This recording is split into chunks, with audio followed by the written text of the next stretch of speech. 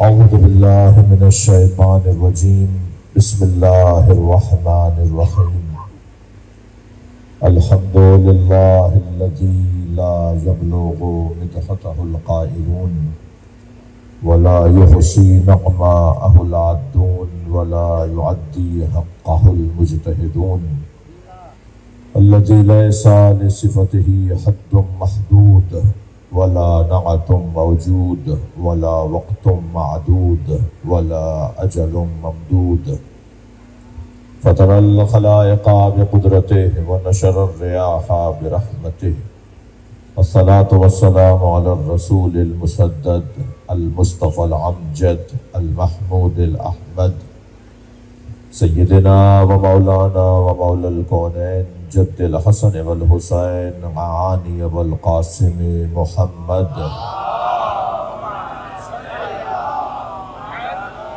وآله الطيبين الطاهرين المعصومين الذين قال الله إنما يريد الله ليذهب عنكم الرجس أهل البيت ويطهركم تطهيرا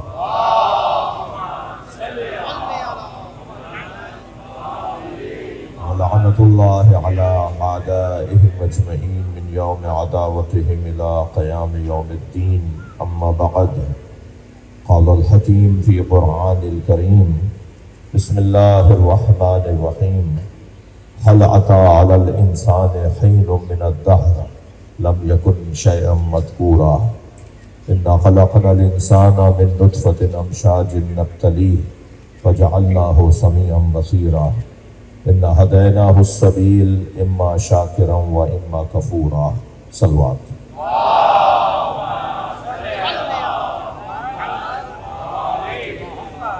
اس سے بلند صلوات علیہ کریں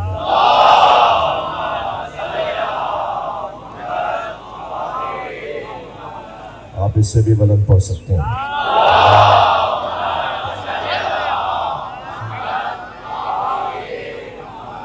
سورہ مبارکہ دہر کی سورہ انسان کی ابتدائی 3 آیتیں میں نے پڑھی ہیں۔ پروردگار عالم اپنے اس کلام میں ارشاد فرما رہا ہے هل أتى على الإنسان حين من الدهر لم يكن شيئا مذكورا، کیا انسان پر کبھی کوئی ایسا وقت آیا جب وہ قابل ذکر نہیں تھا؟ اِنَّا خَلَقْنَا الْإِنسَانَ مِن نُطْفَةٍ أَمْشَاجٍ نَبْتَلِيهِ، ہم نے انسان کو ایک متحرک پانی سے خلق کیا ہے جو مختلف مراحل سے گزر کر فجعلناہ سمیعا بصیرا، ہم نے اسے سننے والا اور دیکھنے والا بنایا۔ انا ہدیناہ السبیل اما شاکرا و اما کفورا، اور ہم نے اس انسان کو رستہ دکھا دیا ہے، اب یہ چاہے تو شاکر بنے اور چاہے تو کافر بنے۔ صلوات پڑھیں ذرا محمد و آلہ۔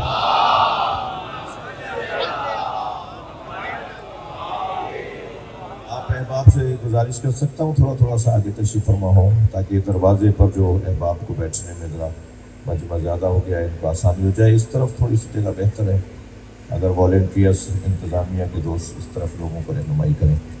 آپ زحمت فرمائیں تھوڑا آگے آنے کے لیے۔ ایک بلند صلوات رہے۔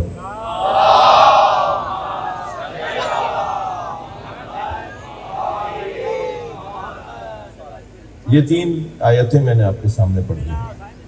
اچھا، میرے جو بچے ہمیشہ مجلس میں آتے ہیں جوان اور احباب، وہ تو جانتے ہیں، اور جو کبھی کبھی مجلس میں آتے ہیں ان کے لیے عرض کر رہا ہوں، مجلس عزا قرآن کی تفسیر کی جگہ ہے۔ قرآن کو سمجھایا جاتا ہے مجلس میں قرآن کی تلاوت کر کے کسی 1 2 3 آیات پر غور کیا جاتا ہے، اور قرآن کی تو 2 تصویریں ہیں، ایک قرآن صامت ہے، ایک قرآن ناطق۔ جو صامت قرآن ہے وہ مصحف ہے، وہ کتاب ہے جو ہمارے گھروں میں بھی رکھا ہوا ہے، اور جو ناطق قرآن ہے وہ 14 ہستیاں ہیں۔ یہ نبی اور آل نبی قرآن ناطق ہیں، بولتے قرآن۔ اور یہ میں نہیں کہہ رہا، مولا علی نے خود فرمایا، جب جنگ صفین کے اندر نیزوں پہ قرآن اٹھایا گیا تو کچھ لوگ قرآن کے احترام میں مولا کو چھوڑ کے جا رہے تھے، کیونکہ مولا کے دشمنوں نے قرآن کو نیزوں پہ اٹھا لیا تھا کہ ہمارے پاس قرآن ہے، تم قرآن سے لڑنے آ رہے ہو۔ لوگوں نے مولا کو چھوڑنا شروع کیا تو حضرت نے اس وقت میں خطبہ ارشاد فرمایا تھا کہ وہ خاموش قرآن ہے اور میں بولتا قرآن۔ یہ تمہیں قرآن کو دکھا کر مجھ سے دور کرنا چاہتے ہیں، اور تم یہ جاننا چاہتے ہو کہ قرآن کس کے ساتھ ہے اور قرآن کیا ہے، تو جان لو میں بولتا قرآن، میں قرآن ناطق ہوں۔ ایک صلوات ہدیہ کریں نبی کی طرف۔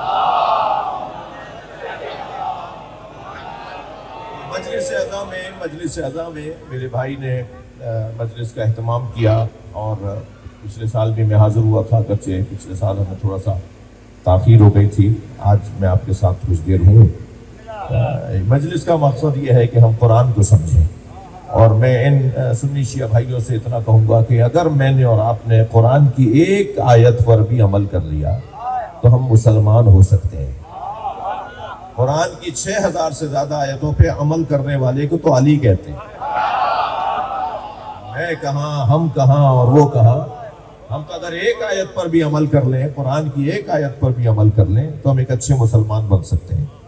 یہ اکثر میں کہتا رہتا ہوں، یہاں تاکید کر رہا ہوں دوبارہ اور تکرار کر رہا ہوں کہ ہمیں اپنے ڈرائنگ روموں میں، اپنے گھروں میں، اپنے آفسوں میں قرآن کی کچھ آیتیں ہیں جن میں سے ایک آیت بھی اگر ہم نے لگا لی اور اس سے ہمارے اوپر اثر ہو گیا، ہمارے اوپر اس کا ایک اثر آیا، تو ہم اچھا مسلمان بن سکتے ہیں۔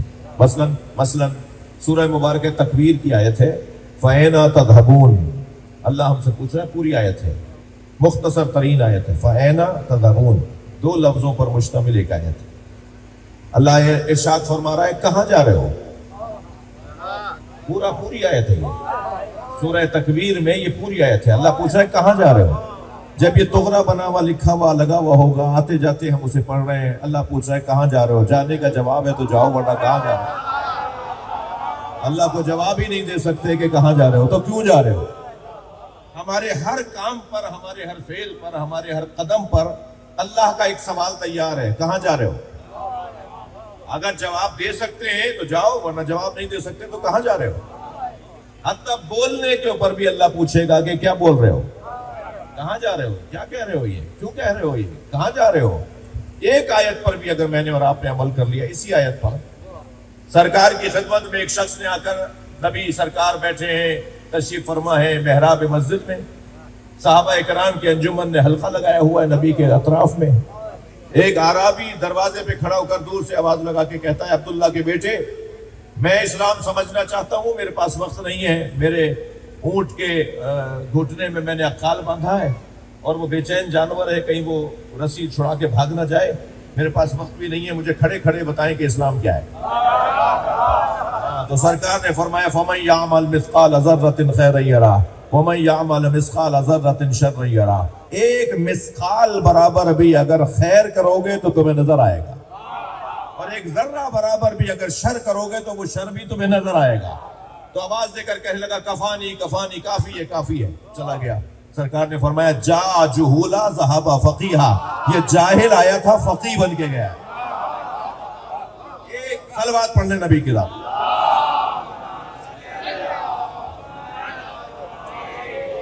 اگر ہم ایک آیت پر بھی عمل کر لیں تو ہم ایک اچھے مسلمان بن سکتے ہیں۔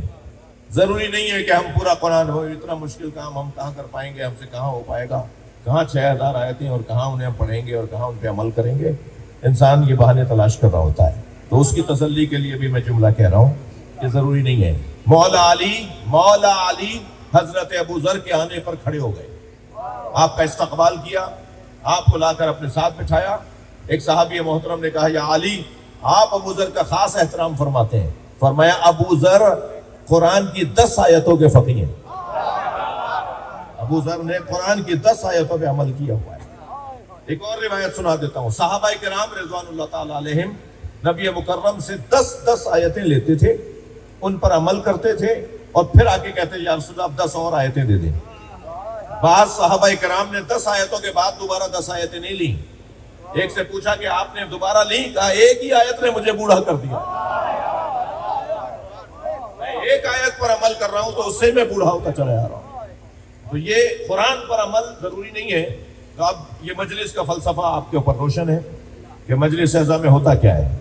مجلس اعضاء میں قرآن کی کوئی آیت پڑھی جاتی ہے، اور اس آیت پر غور کیا جاتا ہے، اور پھر اس آیت سے جو میرے مطلب کی، آپ کے مطلب کی، اس کے مطلب کی، اس کے مطلب کی، جتنے لوگ آئے بیٹھے ہیں، کوئی نہ کوئی اپنے مطلب کا ایک جملہ اس میں سے لے لے گا، اور پھر جب یہ جائے گا تو ویسا نہیں رہے گا جیسا آیا تھا۔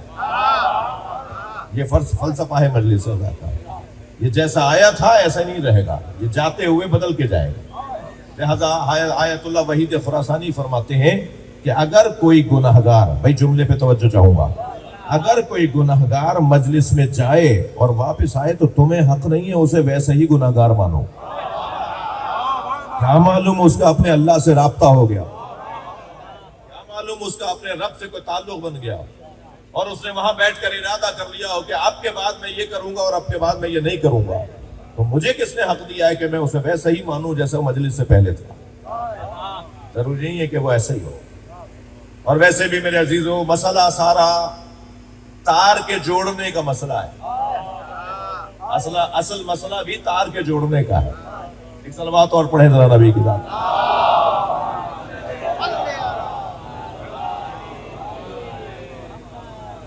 ایک اور صلوات بلند کریں۔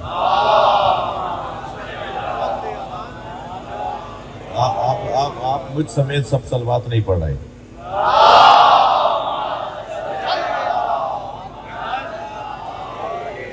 حاجی صاحب میرے حج کے ساتھی ہیں، میرا بڑا ایک پرانا گہرا تعلق ہے، ہم حج پر اور مدینہ منورہ میں ساتھ رہے، اللہ انہیں صحت عطا فرمائے، سلامتی عطا فرمائے۔ بات تھوڑی سی آگے بڑھے، توجہ میرے ساتھ ہے، سننا چاہ رہے ہیں؟ سب بسم اللہ نہیں کہہ رہے، سب مل کے کہیں بسم اللہ، سب مل کر صلوات پڑھیں۔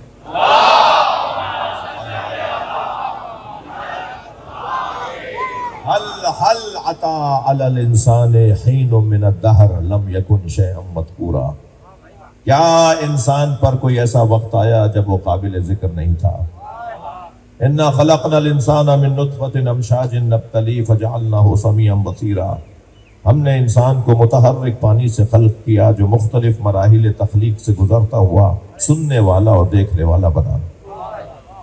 انا ہدیناہ السبیل، ہم نے اس انسان کو رستہ دکھا دیا ہے، اما شاکرا و اما کفورا، اب یہ چاہے تو شاکر بنے یا چاہے تو کافر بنے۔ یہ جو تین آیتوں میں دو طرح کے انسانوں کا ذکر ہے نا۔ پہلی آیت کے اندر ہے کہ انسان پر کبھی کوئی ایسا وقت نہیں آیا جب وہ قابل ذکر نہیں تھا، انسان ہمیشہ سے قابل ذکر تھا۔ سوال ہے، مگر یہ سوال انکاری سوال ہے، استفہام انکاری جسے کہتے ہیں۔ اللہ کہہ رہا نہیں کوئی ایسا وقت نہیں آیا انسان پر جب قابل ذکر نہیں تھا، انسان ہمیشہ سے قابل ذکر تھا۔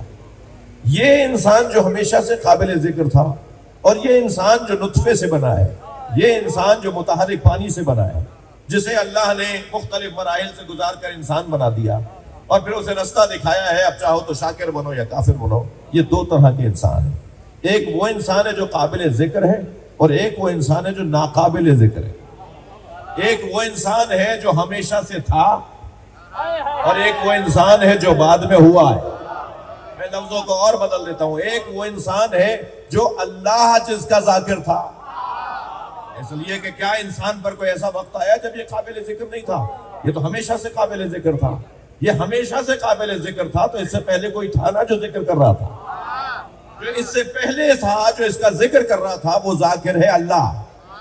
بھائی ذرا سنبھل کے سنیے گا، ہم جن 14 کو اپنا پیشوا مانتے ہیں ان کا ذاکر اللہ ہے۔ یہ وہ 14 ہستیاں ہیں جو کائنات کے بننے سے پہلے تھے، ابھی زمین نہیں بنی تھی، آسمان نہیں سجا تھا، چاند ستارے نہیں بنے تھے، دریا اور سمندر نہیں بنے تھے، کچھ نہیں بنا تھا، محمد کا وجود بنا تھا۔ اللہ نے سب سے پہلا وجود جن کا بنایا ہے وہ سرکار دو جہاں کا وجود ہے۔ کہیں تو حدیث سنا دو، حدیث قدسی میں اللہ ارشاد فرماتا ہے، کنتو کنزن مخفیہ، میں چھپا ہوا خزانہ تھا، فَحَبَبْتُ أَنْ أُعْرَفْ، میں نے چاہا کہ پہچانا جاؤں، فَخَلَقْتُكَ يَا محمد، اے محمد میں نے تمہیں بنا دیا، اے محمد میں نے تمہیں خلق کیا ہے تاکہ میں پہچانا جاؤں۔ اور پھر اللہ ارشاد فرماتا ہے کہ میں نے جب محمد کو بنا دیا تو محمد کی محبت میں پھر میں نے زمین بنائی، پھر میں نے آسمان بنایا، پھر چاند سورج بنایا، پھر میں نے ساری مخلوقات کو بنانا شروع کیا، اور پھر جسے سب سے پہلے بنایا تھا اسے سب سے آخر میں بھیجا، تاکہ اس کا استقبال تو شان سے ہو۔ میں نے آدم کو بھیجا ہے تاکہ محمد کے آنے کا مقدمہ بنائے، میں نے نوح کو بھیجا ہے تاکہ لوگوں کو تیار کریں کہ میرے مصطفیٰ کو دیکھ پائیں۔ 1,23,999 پیغمبروں کو اللہ نے بھیجا تاکہ انسانیت کو اس معیار پر لے آئیں کہ سرکار دو جہاں کو وہ سمجھ پائیں۔ جب کلاس اونچی ہو جاتی ہے تو معلم بھی بڑا بھیجا جاتا ہے۔ انسانیت کی کلاس اونچی ہوتی چلی گئی تاکہ پھر اللہ بڑے معلم کو بھیجے، اور اللہ نے سب سے بڑے معلم کو بنا کر دنیا میں سرکار کی صورت میں بھیجا ہے۔ نبی مکرم کو بنانے کے بعد اس نے اپنے ہاتھوں کو مبارکباد دی ہے۔ جی اللہ نے بنایا تو بہت کچھ، مگر جسے بنا کر وہ غرور کرتا ہے اسے محمد کہتے ہیں، اسے سرکار دو جہاں کی ذات کہتے ہیں۔ تبارک اللہ احسن الخالقین، اے اللہ تجھے مبارک ہو، تو بہترین مخلوق کا بنانے والا ہو گیا۔ اللہ خود اپنے آپ کو کہہ رہا ہے تبارک اللہ تجھے مبارک ہو، اللہ اپنے آپ کو مبارکباد دے رہا ہے نبی کے بنانے کے بعد۔ میں بہت سوچتا ہوں عزیزوں کہ اللہ چاہتا یہ ہے کہ ہم کریم بنے، ستار بنے، غفار بنے، اپنے اپنے دائروں میں رہتے ہوئے اللہ کی صفات کو اپنائیں، مگر اللہ پسند نہیں کرتا کہ کوئی متکبر بنے۔ وہ ہر صفت چاہتا ہے کہ میری مخلوق اپنائے، مگر وہ تکبر پسند نہیں کرتا۔ میں بہت سوچ رہا تھا کہ آخر اللہ تکبر کو پسند کیوں نہیں کرتا کہ لوگ تکبر کو اپنائیں؟ وہ خود اللہ اکبر ہے، وہ خود المتکبر ہے، مگر وہ چاہتا نہیں ہے کوئی اور متکبر بنے۔ تو میں تو اسی نتیجے پہ پہنچا ہوں کہ متکبر تو وہی ہوگا نا جس کے آگے محمد اور علی سجدہ کرتے ہیں، اسی کا تو حق ہے کہ پھر وہ اپنے آپ کو المتکبر کہے۔ اللہ نے سب سے پہلے جس وجود کو بنایا اسے سب سے آخر میں بھیجا۔ اس کا سبب یہی ہے کہ مطلوب اور مقصود بغیر تمہید کے نہیں آتے۔ نبی کی ذات مطلوب الہی ہے، سرکار کی ذات مقصود پروردگار ہے۔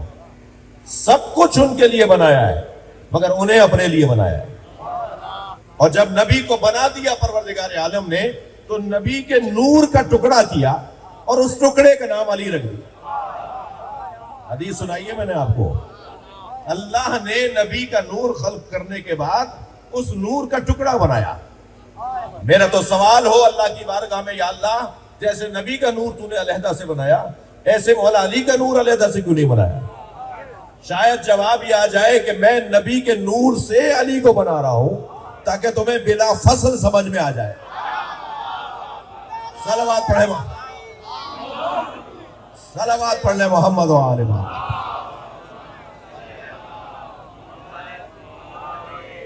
لہذا فرمایا انا و علی من نور واحد، میں اور علی ایک نور کے دو ٹکڑے۔ سرکار کا فرمان سنایا میں نے آپ، فرماتے ہیں میں اور علی ایک نور کے دو حصے ہیں، وجود ایک ہے، جلوے دو ہیں، حقیقت ایک ہے، منظر دو ہے۔ ایک جانب سے دیکھو تو محمدی وجود، دوسری جانب سے دیکھو تو حیدری وجود۔ ایک ہی وجود کے دو پہلو ہیں، دو جلوے ہیں، بلا تشبیہ بلا تشبیہ، صرف اور صرف مثال سمجھانے کے لیے اور بات منتقل کرنے کے لیے ہوتی ہے۔ سکہ ہوتا ہے نا، سکہ، اس کے دو رخ ہوتے ہیں، ایک طرف لوگو بنا ہوتا ہے، ایک طرف مالیت لکھی ہوتی ہے۔ ادھر سے دیکھیں تو مالیت نظر آتی ہے، پلٹ کے دیکھیں تو حیثیت نظر آتی ہے۔ نبی علی کی حیثیت کو کہتے ہیں اور علی نبی کی مالیت کو کہتے ہیں۔ اس جانب سے دیکھیں تو حیثیت نظر آتی ہے اور اس جانب سے دیکھیں تو مالیت نظر آتی ہے۔ میں اور علی اس امت کے دو باپ ہیں، انا و علی من نور واحد۔ کوئی حدیث ایسی نہیں سناؤں گا جو صرف شیعہ کتابوں میں ہو۔ جب مجلس میں سب آ رہے ہیں تو سب کی ہی بات ہونی چاہیے۔ جی میرے سنی بھائیوں کی کتابوں میں بھی یہ حدیث موجود ہے۔ سرکار نے فرمایا انا و علی من نور واحد، سرکار نے فرمایا انا و علی ابوا ہذہ الامہ، میں اور علی اس امت کے دو باپ ہیں۔ میں ہاتھ جوڑ کے کہوں یا رسول اللہ، دو باپ کی نسبت تو مانوس نہیں ہے۔ بڑی گردن ہلا دو، بات جاری ہے تو یا رسول اللہ دو باپ کی نسبت تو مانوس نہیں ہے۔ آپ فرما رہے ہیں میں اور علی اس امت کے دو باپ ہیں۔ شاید سبب یہ ہو یہ کہنے کا کہ باپ کو ولایت حاصل ہے، جیسے مجھ محمد کو ولایت حاصل ہے، ایسے ہی ایک اور باپ میں تمہیں غدیر میں دے کے جا رہا ہوں۔ من کنت مولا فہذا علی مولا، میں جس کا مولا، جس پر میری ولایت ہے اس پر علی کی ولایت۔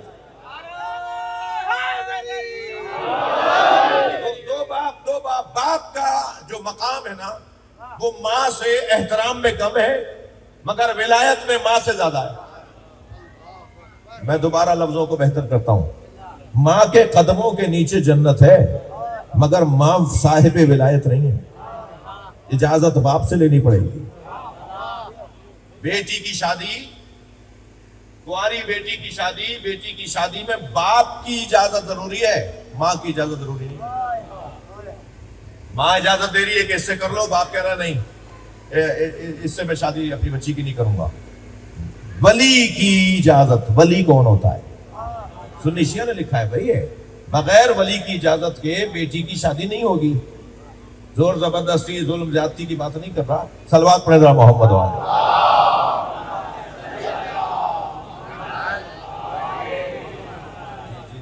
جی مگر سب معاملات نارمل ہوں، سب معاملات اپنے روٹین پر ہوں، اپنے معمول کے اوپر ہوں، اس کے بعد پھر رشتہ آ رہا ہے اور وہ اجازت والدین کہیں گے تو پھر شادی ہوگی۔ لڑکی کہہ رہی ہے میرے ماں باپ جیسے کہیں گے ایسا میں کروں گی۔ اب ماں باپ میں ماں کہہ رہی ہے کہ یہاں ہونی چاہیے اور باپ کہہ رہا ہے یہاں نہیں ہونی چاہیے، تو کس کی بنی جائے گی؟ تھوڑی گردن ہلا دو، بتا دو، باپ کی بنی جائے گی۔ کیوں؟ اس لیے کہ باپ ولی ہے، ماں کے پیروں کے نیچے جنت ہے، باپ سے زیادہ احترام ہے ماں کا، مگر ولایت باپ کو حاصل ہے۔ اب مجھے اجازت ہے کسی اور موقع پہ بتاؤں کہ اللہ نے یہ حکم کیوں رکھا ہے، شریعت میں اس کا فلسفہ کیا ہے، کیوں ایسا کیا گیا ہے کہ احترام ماں کا زیادہ کروایا گیا ہے، بات باپ کی بنوائی گئی، بات باپ کی مانی جائے گی اور احترام ماں کا زیادہ ہوگا۔ اب نبی فرما رہے انا و علی من نور واحد، انا و علی ابا وحاد الامہ، میں اور علی اس امت کے دو باپ ہیں۔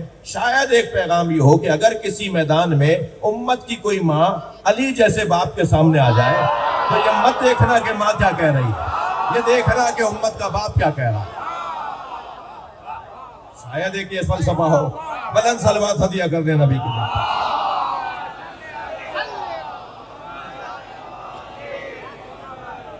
میں اور علی ایک نور کے دو حصے ہیں، اور ایسا زندگی بھر نبی نے ثابت کیا ہے۔ کہتے ہیں نا کہ دو قالب ایک جان، دو قالب ایک جان، جان ایک ہے مگر قالب دو ہیں، بدن دو ہیں، ایک کی جان دوسری کی جان میں اٹکی ہوئی ہے۔ ابھی ہمارے آگے محاورے ہیں، میں اس لیے ان محاوروں کو استعمال کر رہا ہوں۔ نبی اور مولا علی کا کچھ ایسے ہی رشتہ ہے، ایک دن بھی سرکار مولا علی کے بغیر نہیں رہتے تھے، اور کبھی اگر جنگ تبوک پر یا یمن تبلیغ کرنے کے لیے مولا علی کو بھیجا تو جب تک علی آ نہیں گئے نبی نہ چین سے سوئے نہ حضرت نے کھانا اچھی طرح کھایا، اور ہر کچھ دیر بعد یاد کرتے رہے کہ میرا علی مجھ سے دور ہے۔ اور پھر صحابہ کرام سے کہا کہ جب میرا علی لوٹے تو مجھے آگاہ کرو تاکہ میں شہر کے باہر جا کے علی کو ملنے جاؤں۔ حتیٰ اگر سرکار یعنی کبھی ایسا نہیں اور مدینے میں ہی مولا علی ہیں اور مولا نبی ہیں اور مکے میں ساتھ ہیں، تو روزانہ اگر 10 مرتبہ مولا علی نبی کی خدمت میں تشریف لاتے تھے نا تو 10 مرتبہ ایسے ملتے تھے جیسے پہلی دفعہ مل رہے ہیں۔ حدیثیں سنا رہا ہوں میں آپ کو، تاریخ سنا رہا ہوں۔ 10 مرتبہ بھی دن میں اگر مولا علی ملے ہیں نا مولا نبی سے تو ایسے ملتے تھے جیسے پہلی دفعہ ملاقات ہو رہی، برابر میں بٹھانا، ساتھ بٹھانا، صحابہ کرام کو بار بار متوجہ کرنا کہ علی کا مقام کیا ہے۔ جب قرآن کی یہ آیت نازل ہوئی یوم ندعو کل اناس بامامہم، قیامت کے دن ہر شخص کو اپنے امام کے ساتھ اٹھایا جائے گا، محشر میں آواز آئے گی، ہر شخص کو اس کے امام کے ساتھ بلایا جائے گا۔ تو حضرت ابوبکر نے سوال کر لیا یا رسول اللہ ہمارا امام قیامت میں کون ہوگا؟ تو سرکار نے فرمایا کہ وقت آئے گا کہ میں تمہیں بتاؤں گا۔ پھر کچھ دن بعد سوال کیا یا رسول اللہ آیت نازل ہوئی تھی، آیت آپ پر آئی تھی اور آپ نے ہمیں بتایا تھا کہ ہر شخص کو اس کے امام کے ساتھ محشر میں لایا جائے گا، ہمارا امام کون ہے؟ 70 مرتبہ حضرت ابوبکر پوچھتے رہے اور مولا علی یہی کہتے رہے کہ بتاؤں گا بتاؤں گا، مولا نبی یہی کہتے رہے بتاؤں گا بتاؤں گا۔ ایک مرتبہ ایسا ہوا کہ سامنے سے علی آ رہے تھے اور حضرت ابوبکر قریب کھڑے تھے. فرمایا ابوبکر تم مجھ سے 70 مرتبہ پوچھ چکے ہو کہ ہمارا محشر میں امام کون ہوگا, وہ جو سامنے آ رہا ہے وہ تمہارا امام ہے.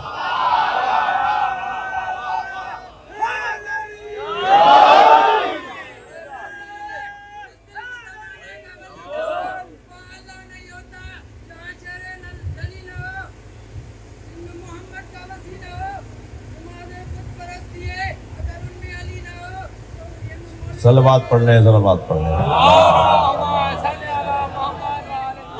شیر بھول جاؤ. ماشاءاللہ جیتے رہو میرے لال بیٹے. ایک اور صلوات پڑھیں گے.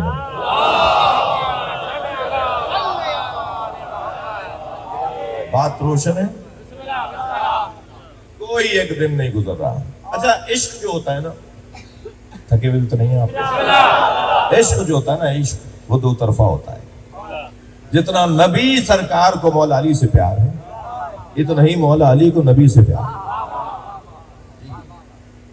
نبی کی رحلت کے 20 سال کے بعد, سرکار کی رحلت کے 20 سال کے بعد مولا علی سے کسی نے کہا یا علی بالوں کو خضاب کر لیا کریں, بال آپ کے سفید ہیں. حضرت نے فرمایا نحن فی عزاء النبی, میں تو نبی کی سوگ میں ہوں. سوگ والا تو خطاب نہیں کرتا. نبی کی رحلت کے 20 سال کے بعد مولا علی فرما رہے میں تو نبی کے سوگ میں ہوں. مجھے تو روزانہ نبی کا غم اور نبی کی جدائی تنگ کرتی ہے. عشق دیکھیے, ایک شخص نے کچھ چیزوں کو ملا کر ایک شربت بنایا. آیا ہے حدیث میں کہ اس شربت میں اس نے کیا کیا ملایا. ایک صحابی ایک محترم نے کچھ اجزاء کو ملا کر ایک شربت بنایا اور مولا علی کی خدمت میں لے کر آیا کہ یا علی یہ شربت آپ کے لیے لے کر آیا. حضرت نے فرمایا یہ شربت میرے نبی نے نہیں پیا تھا. اس کا یہ مطلب نہیں اس روایت کا کہ جو نبی نے, مثلا اس زمانے میں مائک نہیں تھا تو ہم مائک کا استعمال نہیں کریں, اس زمانے میں گاڑیاں نہیں تھی تو ہم گاڑیوں کا استعمال نہیں کریں. یہ مراد نہیں ہے, یہ عشق والی بات ہے. عاشق جس طرح سے ہوتے ہیں نا, فرمایا یہ والا ذائقہ میرے نبی نے نہیں لیا تھا, میں بھی نہیں لوں گا. ساری زندگی مولا کائنات جس چیز کا مرثیہ پڑھتے رہے وہ نبی کی جدائی ہے. ہر مرحلے پہ یاد کرتے رہے کہ میں نبی سے دور ہو گیا, میرے نبی مجھ سے جدا ہو گیا, میرا محبوب مجھ سے جدا ہو گیا. مولا نبی علیہ السلام کا بھی صلی اللہ علیہ وسلم کا بھی یہی انداز ہے. کبھی کسی نے اگر مولا کائنات کے بارے میں نبی کے سامنے کوئی رقیق بات کی, کوئی ہلکی بات کی, تو مولا نبی 2 باتوں پہ غصہ کرتے تھے, یا اللہ کے خلاف کوئی بولے یا علی کے خلاف. مولا نبی کی پیشانی پہ بل آ جاتا تھا. اگر کوئی توحید کے خلاف بات کرتا تھا سرکار کو برا لگتا تھا, اور کوئی مولا علی کے بارے میں کوئی شکایت, کوئی شکوہ, کوئی علی کے بارے میں ہلکی بات کرتا تھا تو مولا نبی کو برا لگتا تھا. ایک جنگ کے بعد مولا نبی نے مولا علی سے فرمایا کہ مال غنیمت کو تقسیم کر دو. مولا نے مال غنیمت کو تقسیم کر دیا. تو کچھ لوگوں نے آ کر کہا کہ علی تو مٹھی بھر بھر کے دے رہے ہیں, کسی کو زیادہ جا رہا ہے, کسی کو کم جا رہا ہے. ہم کریں گے تو ایسے ہی ہوگا نا. اگر کسی مال میں سے ہم بانٹ رہے ہوں اور مٹھی بھر بھر کے دے رہے ہوں تو ممکن ہے کہ کسی کوئی مٹھی بڑی ہو جائے, کوئی چھوٹی ہو جائے, ہوتا ہے نا. تو انہوں نے آ کے کہا علی تو مٹھی بھر بھر کے چیزیں دے رہے ہیں, کسی کو زیادہ جا رہا ہے, کسی کو کم جا رہا ہے. سرکار کو یہ جملہ اچھا نہیں لگا. حضرت نے فرمایا جس کو علی نے دیا ہے وہ سب اپنا مال واپس لائیں. اور حضرت نے فرمایا انہیں وزن کرواؤ. جب انہیں وزن کروایا گیا تو 1 تولے ماشے گرام کا فرق نہیں تھا. ہاں, میرے مولا نبی نے فرمایا میرا ہاتھ اور علی کا ہاتھ عدالت میں ایک جیسا ہے. ان کفایا وکفا علی فی العدل سوا. حدیث کا عربی جملہ بھی سنا دیا میں نے آپ کو. نبی نے فرمایا میرا ہاتھ ان کفایا, میرا ہاتھ وکفا علی, اور علی کا ہاتھ فی العدل سوا, عدل میں ایک جیسا ہے. اور یہی سبب تھا کہ ایک دفعہ حضرت ابوبکر کے زمانے میں ایک شخص نے آ کر کہا فلاں سفر میں نبی ہمارے ساتھ تھے اور سرکار دو جہاں کو میں نے اپنے حصے کی کھجوریں کھلائیں, تو حضرت نے فرمایا تھا جب مدینے آؤ گے تو میں بھی تمہیں کھجوریں دوں گا. میں آیا ہوں, نبی کا وارث کون ہے جو مجھے کھجوریں کھلائے؟ حضرت ابوبکر نے فرمایا علی کو بلاؤ. اور مولا علی تشریف لائے تو فرمایا کہ نبی نے اس سے وعدہ کیا تھا کہ جب مدینے آئے گا تو میں کھجوریں کھلاؤں گا، یا علی آپ اسے کھجوریں دیں۔ مولا علی نے اسے کھجوریں دے دی۔ ایک صحابی نے کہا یہ کام تو آپ بھی کر سکتے تھے۔ حضرت ابوبکر سے ایک صحابی نے کہا یہ کام تو آپ بھی کر سکتے تھے۔ تو انہوں نے یہی حدیث دہرائی، انہوں نے کہا غار میں نبی کے ساتھ تھا، ساری رات یا اللہ کی بات ہوئی یا علی کی، اور نبی علی کو یاد کرتے رہے۔ ان باتوں میں جو نبی نے علی کے بارے میں مجھ سے کی، ان میں سے ایک بات یہ ہے کہ نبی نے فرمایا میرا ہاتھ اور علی کا ہاتھ عدالت میں ایک جیسا ہے۔ اگر نبی کے ہاتھ سے کچھ دینا ہے تو پھر علی کے ہاتھ سے دلوایا جائے۔ اب مجھے ایک سوال کا جواب دے دیجئے، جو نبی کا ہاتھ ہو وہ کسی اور کے ہاتھ پہ بیعت کیسے کرے گا؟ صلوات پڑھ لیں محمد و آلہ۔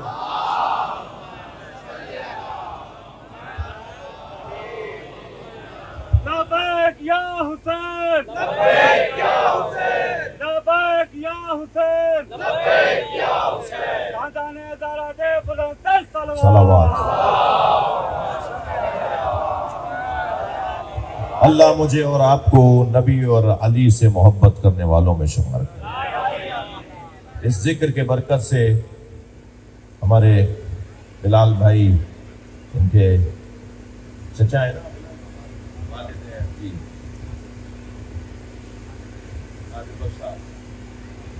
ان کو صحت عطا فرمائے۔ اللہ نے ان پہ کرم کیا ہے، پہلے سے پہلے صحت بہتر ہے، اللہ اور سلامتی عطا فرمائے۔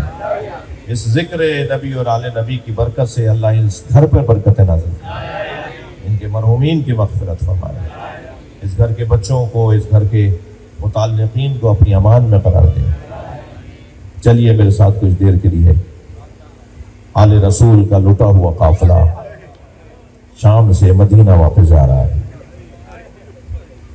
عاشور کے دن امام حسین کو شہید کیا گیا، 11 محرم کو آل رسول کو اسیر بنایا گیا۔ یہ قافلہ کوفہ لے جایا گیا۔ کوفے میں چھتوں سے کھجوریں پھینکی گئیں تاکہ یہ اسیر کچھ کھانا کھا لیں، کچھ کھجوریں کھا لیں۔ ایک بچے نے کھجور کی طرف ہاتھ بڑھایا تو بی بی زینب کی آواز آئی، الصدقۃ علینا حرام، صدقہ ہم پہ حرام ہے۔ ایک خاتون نے یہ جملہ سنا تو بی بی زینب کے قریب آ کے کہنے لگی، بی بی صدقہ تو اہل بیت پہ حرام ہے، صدقہ تو سادات پہ حرام ہے۔ ایسے میں اگر کوئی جاننے والا مل جائے نا تو دل کرتا ہے کہ لپٹ کے روئیں۔ جب اس نے کہا نا صدقہ تو اہل بیت پہ حرام ہے، تو بی بی نے فرمایا تو اہل بیت کو پہچانتی ہے؟ کہنے لگی اہل بیت کے فرد فرید کو حسین کہتے ہیں۔ بی بی نے فرمایا حسین کی بہن کو جانتی ہے؟ تو 2 قدم آگے آ کے کہنے لگی، بی بی اگر بازار نہ ہوتا تو بتاتی۔ جناب زینب کی آواز ہے، ام حبیبہ پہچان، یہ تیرے سامنے زینب کھڑی ہے۔ کانپ گئی، کہنے لگی حسین کہاں ہے؟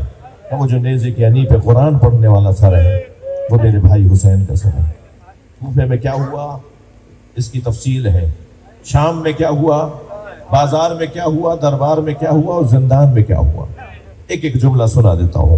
بازار میں چھتوں سے آگ پھینکی جا رہی تھی، دربار میں امام حسین کا کٹا ہوا سر لا کے رکھا گیا۔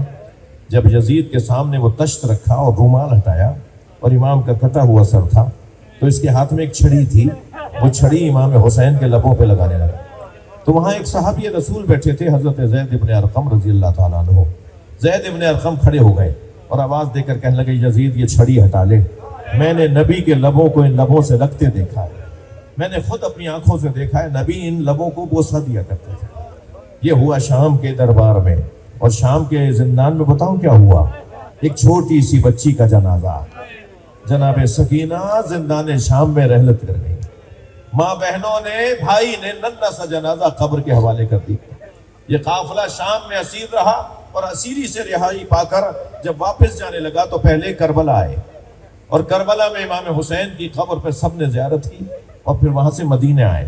اور جب مدینہ پہنچے تو بشیر ابن جزلم نامی جو یہ قافلہ سالار تھا، اسے امام سجاد نے فرمایا کہ مدینہ میں جا کے آواز لگاؤ، مرثیہ سناؤ کہ حسین کا لوٹا ہوا قافلہ واپس آ گیا ہے، اپنے شہر میں واپس آئے ہیں، جہاں سے گئے تھے وہاں واپس آئے ہیں۔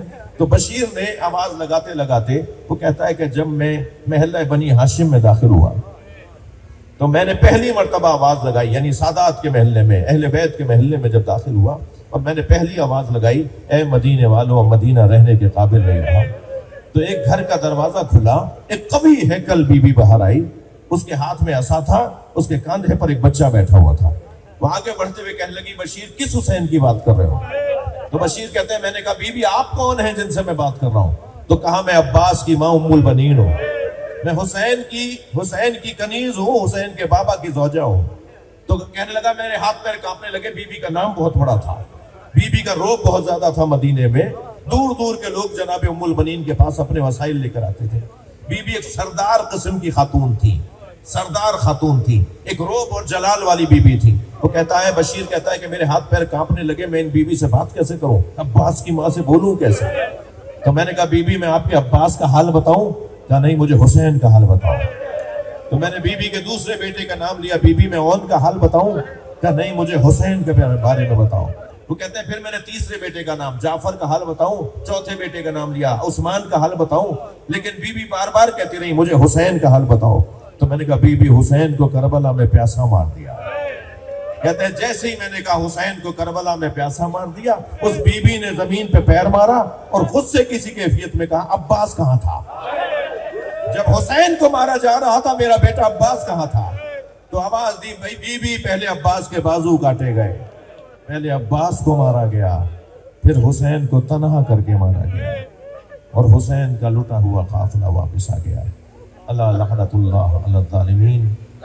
یا اللہ اس ذکر کی برکت سے رحمتیں نازل فرما، دعاؤں کو قبول فرما، رزق میں اضافہ فرما، ہم سب کی عاقبت بخیر فرما، امام زمانہ کے ظہور میں تعجیل فرما، خیر و برکت کے لیے، دعاؤں کی قبولیت کے لیے، حاجات کی برابری کے لیے، اس خاندان کے مرحومین کی مغفرت کے لیے بلند تر صلوات صلی اللہ علیہ محمد و علی محمد۔